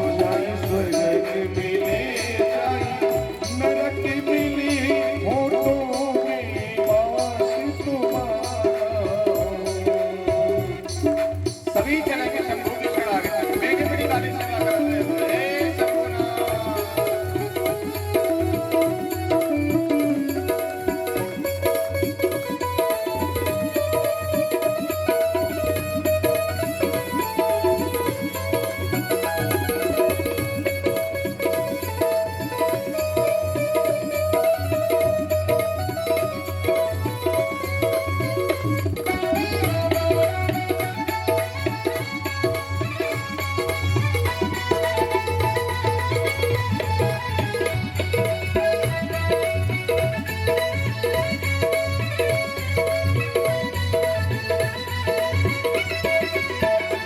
रस्ते में तुम्हारा मंदिर हो, रस्ते में तुम्हारा मंदिर हो, जब मंजिल को प्रस्थान करूं, जब मंजिल को प्रस्थान करूं, चौखट पे तेरी सोमेश्वर, चौखट पे तेरी सोमेश्वर, चौखट पे तेरी सोमेश्वर, अंतिम प्रणाम हमारा हो, जब सौंप दिया इस जीवन को, अब सौंप दिया इस जीवन को, होठों में नाम तुम्हारा हो, चाहे स्वर्ग मिले या नरक मिले, चाहे स्वर्ग मिले या नरक मिले, हृदय में वास तुम्हारा हो, स्वर्ग मिले चाहे नरक मिले, हृदय में वास तुम्हारा हो।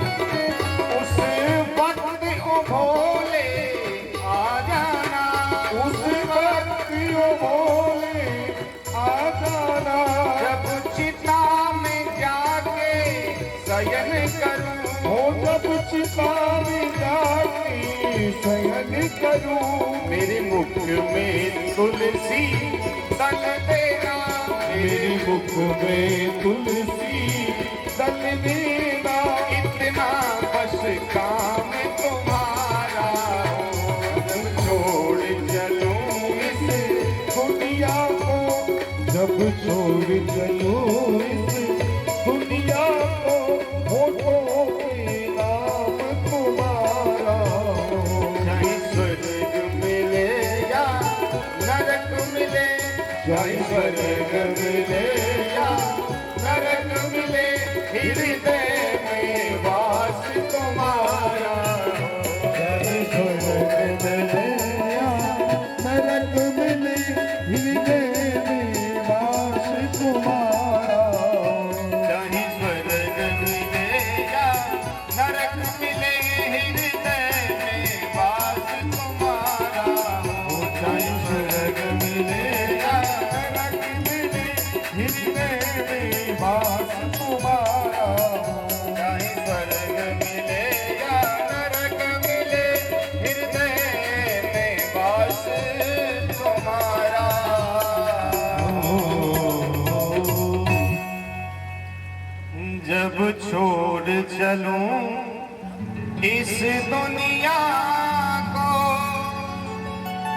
होठों पे नाम तुम्हारा हो। लेकिन हम ऐसी प्रार्थना नहीं करते। करते हो प्रार्थना भगवान से कभी कि प्रभु जब हम जाएं तो हमारे मुख में आपका नाम होना चाहिए। हम तो संसार में इतने लिप्त हो गए हैं कि मरते समय वही चिंटू पिंटू बच्चों के नाम ही याद रह पाते बस। कभी भी भगवान का नाम मुख में नहीं रह पाता, क्योंकि जीवन पर्यंत उन्हीं के लिए करते रहे, उन्हीं के लिए कमाते रहे, उन्हीं को बुलाते रहे, उन्हीं को देते रहे। न भगवान को कभी दिया, न भगवान को कभी बुलाया कि प्रभु आइए, ये आपने मुझे दिया, इतना सब कुछ तो मैं आपको सौंप रहा हूँ। नहीं, कुछ कहा ही नहीं आज।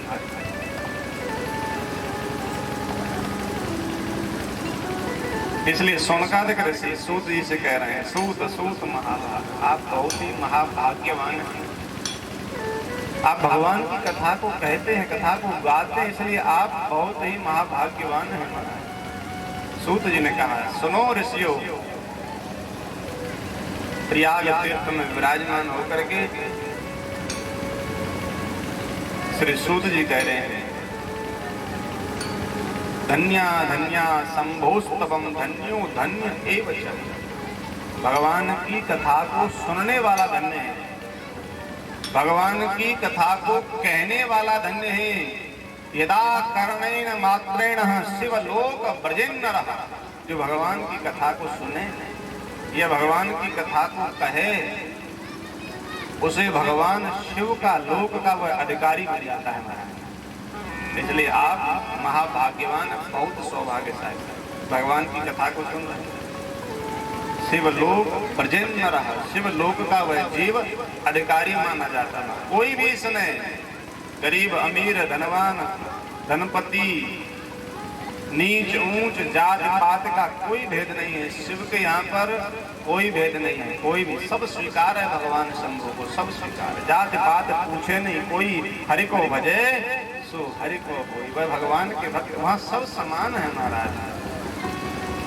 शिव के यहाँ पर सब कुछ समान है, वहाँ कोई भी सुने, देश विदेश परदेश से कोई भी सुने, कैसा भी हो, सुन करके भगवान के लोक का हुआ है जीव अधिकारी बन जाता है।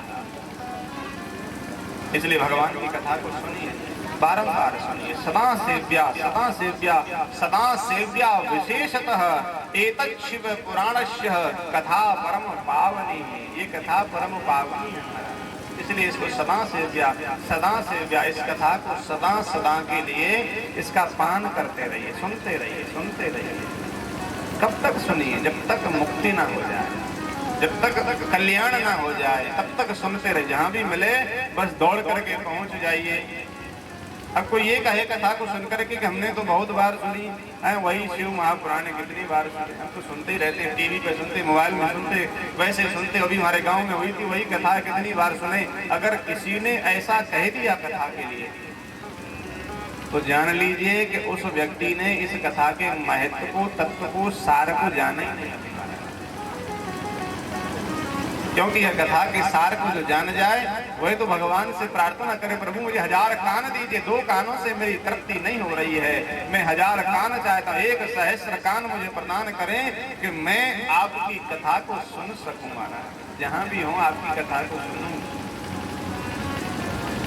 जो भगवान की कथा को सुन करके अघा गए, रामचरित जो सुनत अघाई, जो भगवान की कथा को सुन करके अघा गए, जिग गए, बोले अब नहीं, बस हो गया। रामचरित जे सुनत अघाई, रस विशेष जाना तिन। उन्होंने इस कथा के महत्व को, तत्व को, रस को, विशेष को कुछ जाने ही नहीं कि ये कथा है क्या। महाराज जिनके उदर में यह कथा उतर गई, जिनके जीवन में यह कथा उतर गई, वह जान गए कि यह कथा है क्या, उनका तो जीवन धन्य बन गया। और वह सदा से व्यास, सदा से व्यास, सदा से व्यास, परम पावन कथा वो सुनते रहते, सुनते रहते। इसलिए भगवान की कथा को, जीव को सुनते रहना चाहिए। जहां भी मिले बस सुनने के लिए बैठ जाइए। श्री सूत जी वर्णन कर रहे हैं, वह जीव धन्य है जो भगवान की कथा को सुनता है, श्रवण करता है। महात्मा कथा को सुना रहे हैं श्री सूत जी महाराज, आप भी श्रवण करें एकाग्र चित्त से, शंभु की शरणागति में मन को लेकर के प्रेम से कहें एक बार हर हर महादेव। बहुत ही सुंदर सूत जी ने वर्णन किया है। आशीतम किरात नगरी ब्राह्मणो ज्ञान दुर्बल, दरिद्रो रस विक्रेता, वेद धर्म परांगमुख। कितनी सुंदर बात कह रहे हैं श्री सूत जी। बोले किरात नगर में एक ब्राह्मण रहता था, देवराज नाम का ब्राह्मण। देवराज नाम का जो ब्राह्मण है, दरिद्रो रस विक्रेता, दरिद्री है, गरीब है, निर्धन है। क्यों? रस विक्रेता। यहाँ रस से अर्थ कोई रस नहीं, गन्ने का रस नहीं, कोई जूस नहीं, रस अर्थात मदिरा का विक्रेता, मदिरा को बेचता है, मदिरा बेचने वाला, रस विक्रेता।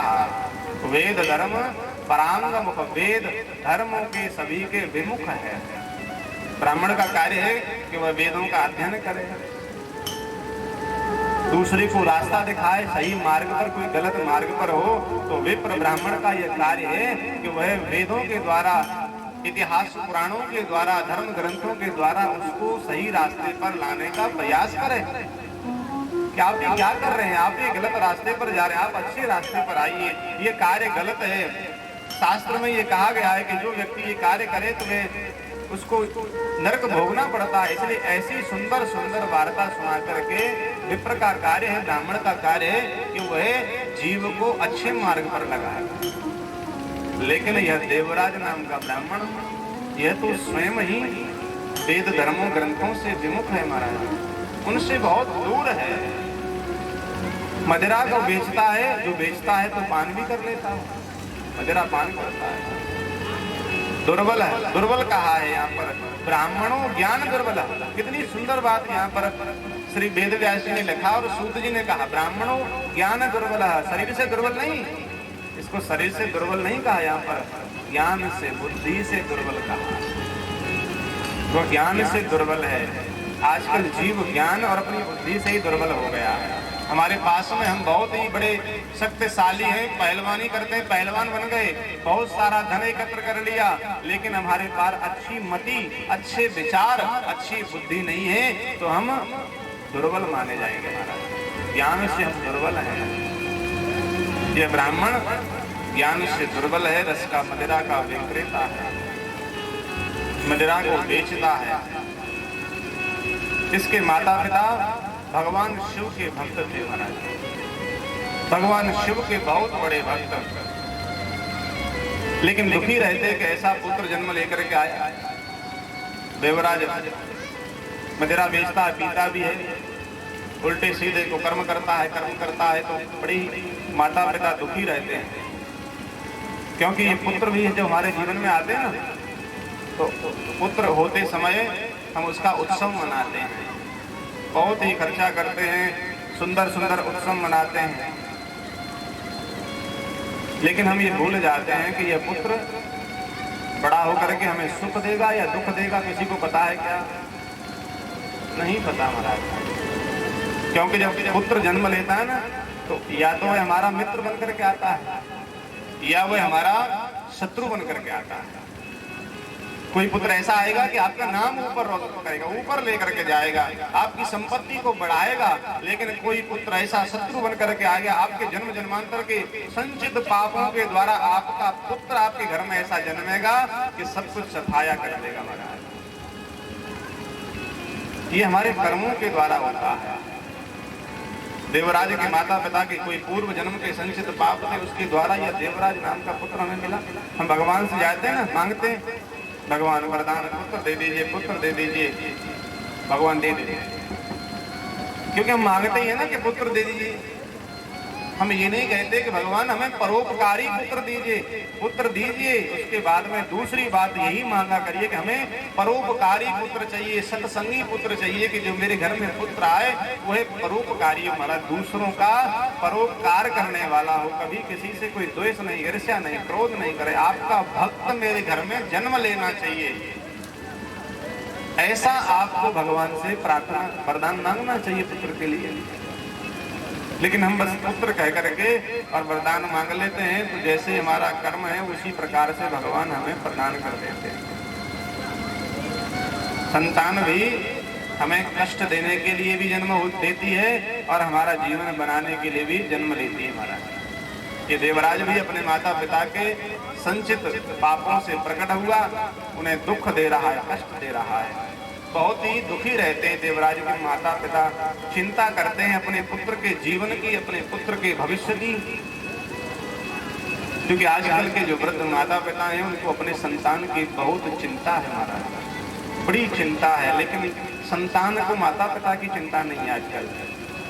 माता पिता बहुत ही चिंतित रहते हैं कि मेरा पुत्र कहाँ जा रहा है, रात्रि में आ रहा है, पुत्री रात्रि में लौट करके आ रही है। माँ कुछ कहे, पिता कुछ कहे, तो बेटा या बेटी कहते हैं कि आपको बोलना नहीं आता है, आप चुप रहो। अब इन्हें ये पूछिए कि इनको बोलना किसने सिखाया है? जब ये छोटे थे तो इन्हें बोलना किसने सिखाया था?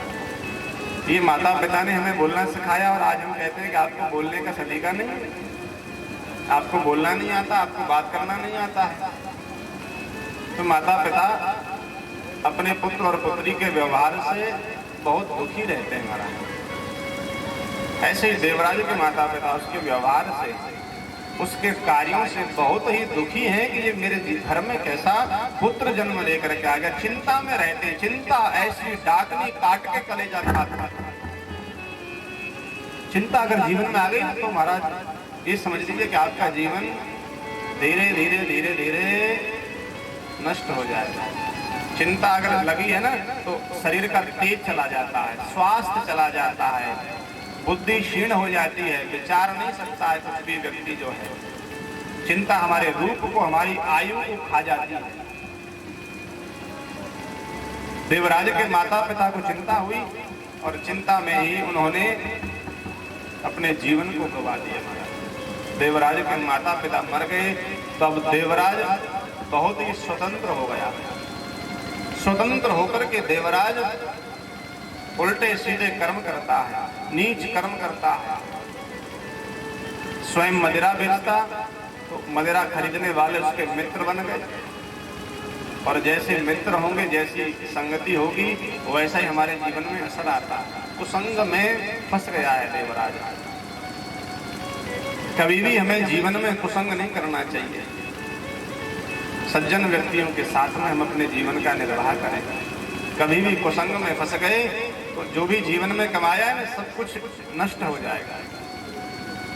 इसलिए जीवन में संगति अच्छी होनी चाहिए सदैव महाराज। मान लीजिए आपका मित्र मदिरा पीता है, आप उसके साथ रहते हैं, तो लोग, चाहे आप बिल्कुल नहीं पीते, लोग कहेंगे कभी तो ले लेता होगा। ये संगति का प्रभाव है कि आप जैसी संगति के साथ रहे, आप संतों के साथ में रहिए, आपको जीवन में संतों की शरणागति अगर मिल गई, संतों का साथ मिल गया, क्योंकि संतों का साथ बड़ा ही सौभाग्यशाली व्यक्तियों को मिलता है, जीवन संवर जाएगा, जीवन धन्य बन जाएगा। जैसे परिवेश में हम रहते हैं ना, हम वैसे ही बन जाते हैं। जैसा प्रभाव हमारे ऊपर पड़ता है हम वैसे ही बनने लगते हैं धीरे धीरे। एक बार एक महात्मा जी कहीं जा रहे थे, रास्ते में एक गांव पड़ा तो किसी व्यक्ति ने कहा महाराज जलपान कर लीजिए, इतनी धूप कड़क धूप में आप जा रहे हैं, थोड़ा जलपान कर लीजिए। कोई बोले नहीं। व्यक्ति ने आग्रह किया कुछ तो बताइए ना महाराज। इन्होंने इशारा किया कि कुछ लिखने के लिए लाइए। कॉपी और पेन लेकर के आया अपने घर से। उन्होंने लिखा कि आज मेरा मौन व्रत है, मैं बोल नहीं सकता, मैं बोलूंगा नहीं, मेरा मौन व्रत है आज, लेकिन मैं जल पीना चाहता हूं। उन्होंने लिखा मुझे जल चाहिए। तो व्यक्ति ने जब लेकर के कॉपी पढ़ा कि आज मेरा मौन व्रत है और मैं जल पीना चाहता हूं, तो व्यक्ति ने लिखा उस पर कि आप जल कैसा लेंगे, ठंडा लेंगे या सादा जल लेंगे। तो महाराज जी ने उधर से लिखा कि मौन व्रत मेरा है, तुम्हारा नहीं है, तुम क्यों लिख रहे हो। अच्छी संगति का जो प्रभाव है वो तुरंत हो जाता है, तुरंत। जैसी संगति जैसा परिवेश हमें मिला हम स्वयं ही वैसे ही बन जाते हैं। महाराज जी मौन व्रत थे, उन्होंने लिखा तो वह व्यक्ति के ऊपर तुरंत प्रभाव पड़ा, वह भी लिख रहा है, वह भी मौन हो गया। यह संगति का असर है। जीवन में अच्छी संगति अगर धारण कर लिया आपने तो जीवन संवर जाएगा महाराज, कोई नहीं रोक सकता। लेकिन देवराज कुसंग में फंस करके अपने जीवन को नष्ट कर लिया है। व्यसनों के कारण अपने जीवन को गवा रहा है।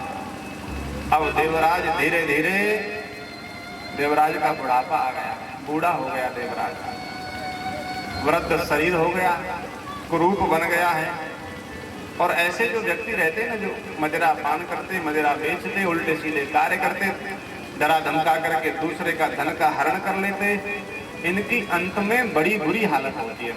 इनका अंत बहुत बुरा होता है। कुरूप बन गया है देवराज बुढ़ापे में। व्यसनी था, व्यसन करने वाला था, इसलिए बहुत सारे रोगों ने उसे घेर लिया। इतने व्यसन जीवन में किए कि व्यसनों के कारण रोगी बन गया है। क्योंकि आजकल भारतवर्ष में इतने लोग भूख से नहीं मरते, इतने व्यसन के कारण रोगी होकर के मर जाते हैं। अरे हम पूजा जप तप भजन ना करें, नहीं हमसे हो रहा है ना, कोई बात नहीं है। कुछ नहीं कर पा रहे हो ना अपने जीवन में, कोई बात नहीं है, लेकिन कम से कम इन व्यसनों से तो दूर रहो। जब हम अच्छा नहीं कर सकते तो अपने जीवन को बिगाड़िए भी मत, अपने जीवन को बुरा भी मत करिए महाराज। बड़े भाग्य मानुष तन पावा, बड़े ही सौभाग्य से यह मनुष्य का तन मिला। न जाने कितने आप संचित पुण्य कर्म करके आए होंगे पिछले जन्म में, तब जाकर के यह आपको मनुष्य का तन प्राप्त हुआ है। और ये मनुष्य तन पाकर के भी आपने इसे एक बेकार ही व्यर्थ ही गवा दिया तो क्या होगा, कोई पता है क्या, कुछ नहीं, सब बेकार चला जाएगा। मनुष्य जीवन भगवान ने हमको समझ दी कि मनुष्य तुझे बना दिया, जाकर के तू मेरा जप तप करके धर्म अर्थ काम मोक्ष की चतुर्विध पुरुषार्थ की प्राप्ति कर सकता है। लेकिन हम जीव ऐसे विमूढ़, ऐसे मूर्ख संसार में आकर के विषय वासनाओं में ऐसे लिप्त हो गए, व्यसनी हो गए, विषय भोगों में डूब गए, भूल गए कि हमें भगवान के कार्य करने, हमें धर्म का मार्ग का अनुसरण करना। देवराज अंतिम समय में व्यसनी होकर के महाराज पूरे गांव में भटक रहा, रोग के कारण कुरूप बन गया, दुखी है, चला जाता नहीं है, बुढ़ापा आ गया है। जिस किसी भी मित्र के पास जाएं सब अपना घर द्वार बंद कर ले, दरवाजा बंद कर लेते देवराज को देख करके। ये समय की गति है, वही देवराज है, वही मित्र है, वही गांव है। लेकिन कैसा समय आ गया है, देखिए बुढ़ापा आ गया, अंतिम समय आ गया, कुछ नहीं रहा, व्यसनों ने घेर करके रोगी बना दिया, कुछ नहीं रहा देवराज के पास में। तो जितने भी मित्र थे, सगे संबंधी, सबने अपना घर द्वार बंद कर लिया, कोई उसका साथ देने के लिए तैयार नहीं है। अब देवराज को दुख हुआ, अब देवराज ने सोचा कि मैंने अपनी जवानी बेकार कर दी, मेरी जो जवानी थी वह बेकार चली गई, बिल्कुल मैंने अपने जीवन को बेकार कर लिया। अब दुखी हुआ देवराज, देवराज बुढ़ापे में जाकर के दुखी हुआ महाराज। लेकिन अगर यह सोच हम पहले से ही अपने जीवन में कर लें, अपनी जवानी को हम सुधार लें, जवानी में ज्यादा से ज्यादा 30, 35, अधिक से अधिक 40 साल तक इतना पुरुषार्थ कीजिए, इतना परिश्रम, इतनी मेहनत कीजिए कि आपकी समाज में प्रतिष्ठिता होनी चाहिए, प्रतिष्ठित व्यक्ति आप होने चाहिए। खूब धन कमाइए, मेहनत करके पुरुषार्थ करिए कि कहीं समाज में आप बैठे हैं तो 50 व्यक्तियों के बीच में आपका व्यक्तित्व निखरना चाहिए कि हाँ ये कोई व्यक्ति है। इतना पुरुषार्थ हमें अपने जीवन में करना चाहिए। लेकिन वही जो समय हमारे पास पुरुषार्थ का है ना, मेहनत का है, जब शरीर में ताकत थी उसी समय हम व्यसनों में डूबे रहे, और जब जवानी निकली, बुढ़ापा आया, तब हमने सोचा कि मुझे पुरुषार्थ करना चाहिए था। बुढ़ापा आ गया, आप क्या कर सकते हैं। जवानी में जो ज्यादा सोते हैं, जवानी में जो ज्यादा खाते हैं, वह बुढ़ापे में ना तो सो पाते, रात रात भर उनको नींद नहीं आती महाराज, रात्रि भर जगते रहते हैं वो। जवानी नींद भर सोया, बुढ़ापा देख कर रोया। जवानी में ज्यादा खाओगे ना तो बुढ़ापे में खाने के लिए नहीं, दांत भी नहीं बचेंगे और स्वास्थ्य बिगड़ जाएगा। ये जवानी को, ये युवान अवस्था को सही प्रयोग में लाइए। इतना पुरुषार्थ कीजिए कि इतना पुरुषार्थ करिए, इतना काम आपके पास होना चाहिए कि आपके पास समय कम पड़ जाए। लेकिन यहाँ तो रात में 2-2 बजे तक चद्दर मुंह के नीचे लगाई, गर्दन के कोई घर वाले ना देख लें, ऊपर नीचे ऊपर नीचे। फेसबुक चल रही है, अपना फेस देखना नहीं है, फेसबुक देखनी है। लेकिन फेस अपना हम दर्पण में ना देख पाए कि क्या हालत हो गई है। 2-2, 3-3 बजे तक रात्रि में ज्यादा जगहोगे, पूरे मुख पर झुर्रियां, पूरा तेज शरीर का चला जाता है, बुद्धि क्षीण हो जाती है। पुरुषार्थ कर जल्दी से जल्दी, जितना हो सके जल्दी आप सो जाइए। सुबह जल्दी जगिए। सुबह जो जल्दी जगते हैं ना, अधिक जल्दी जग जाओ। 4 बजे ज्यादा हो गया क्या? 4 बजे ज्यादा हो गए। 6 बजे तक ठीक है। 5 से 6 के बीच आपको उड़ जाना चाहिए। 5 से 6 के बीच उड़ जाओ। गृहस्थी हो, बहुत सारे कार्य रहते हैं। जल्दी उठ करके प्रातः काल उठते ही पुरुषार्थ प्रारंभ कर दीजिए महाराज। जिन्होंने प्रातः काल अपने बिस्तर को जीत लिया, वह इस दुनिया को जीत सकते हैं, अपने हर कार्य को जीत सकते हैं। क्योंकि ये बिस्तर ना, एक इसमें एक चुंबक होती है। जब आप जगोगे ना, अलार्म बजा, करवट बदलोगे 10 मिनट, 10 मिनट में आधा घंटा निकल गया, फिर थोड़ा लगा के और 10 मिनट, फिर आधा घंटा निकाल लिया। वही 9, 9:30, 10 बजे, जब तक धूप ना चढ़ जाए एकदम सर के ऊपर, तब तक हमारी नींद नहीं खुलती है। इसलिए नियम बना लो, बिस्तर पर सुबह जैसे ही नींद खुले तुरंत बिस्तर को दूर फेंक, हट जाओ, उससे दूर हो जाओ बिल्कुल। क्योंकि जो चुंबक है ना बिस्तर की, वो आपको खींच नहीं पाए। और जिन्होंने प्रातः काल अपने बिस्तर को जीत लिया, जो जल्दी जग गए, जगते ही तुरंत उठ करके हट जाइए दूर, बिस्तर से बिल्कुल दूर हो जाइए। और जिन्होंने बिस्तर को जीत लिया, वह संसार को जीत सकते हैं महाराज। इसलिए अपने जीवन में पुरुषार्थ करिए। हम दूसरों को देख करके कि दूसरा व्यक्ति कितना धनवान है, इसके पास में बहुत धन है, इसके पास में बड़ी सुविधाएं हैं, इसकी बड़ी गाड़ी है, बड़ा बंगला है, बड़ा मकान है, हम उसको देख करके जलते हैं, हमारे मन में दुख होता है। अरे उससे कभी बैठ करके पूछिए कि उसने अपने जीवन में कितना पुरुषार्थ किया है, कितनी मेहनत करी है। वह व्यक्ति जब बताएगा ना, तो बताते बताते वह व्यक्ति रो जाता है। उसके नेत्रों से अश्रु प्रभाव रहता है कि मैंने कितनी मेहनत करी यहाँ तक आने के लिए। रात रात भर मैं सोया नहीं, भोजन की सुध नहीं, खाने की सुध नहीं, नहाने की सुध नहीं, लेकिन अपने लक्ष्य की ओर वह चलता रहा, अपने कार्य को करता रहा। उसने पुरुषार्थ किया महाराज। जो ऊपर बैठे ना धनपति, जो धनवान है, उन्होंने जीवन में मेहनत की है, उन्होंने जीवन में इतना पुरुषार्थ किया है कि उस पुरुषार्थ के द्वारा उनका जीवन संवर गया। इसलिए इस जवानी को, इस युवान अवस्था को बेकार मत गवाइए, बेकार व्यर्थ में यह अवस्था ऐसे ही मत गवाइए। ये अवस्था चली गई तो देवराज की तरह आप भी दुखी हो जाओगे। रोओगे महाराज। जैसे देवराज अपने जीवन को बेकार कर दिया, पूरी जवानी को बेकार कर दिया, क्योंकि ये जीवन है ना, ये बड़ा ही कीमती है महाराज। ये जीवन भगवान ने हमें मनुष्य तन बना करके दिया, ये बड़ा ही कीमती है, और इसमें भी ये समय कीमती है, इससे अनमोल कोई चीज नहीं है हमारे जीवन से, इसलिए इसको व्यर्थ मत गवाइए। संत कहते हैं हमारे जीवन के लिए कि जीवन को हमें व्यर्थ नहीं गवाना चाहिए।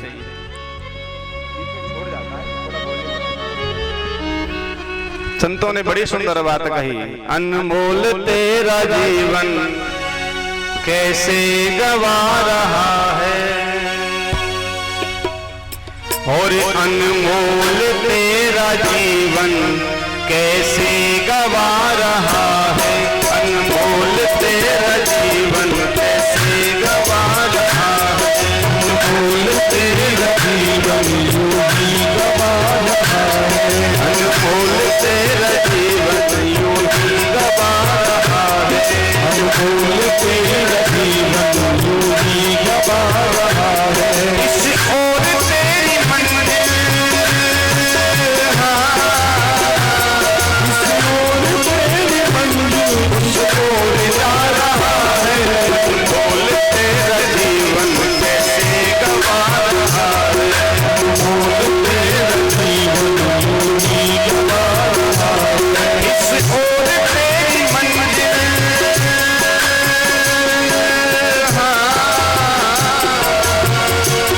किसी और तेरी मंजिल, किसी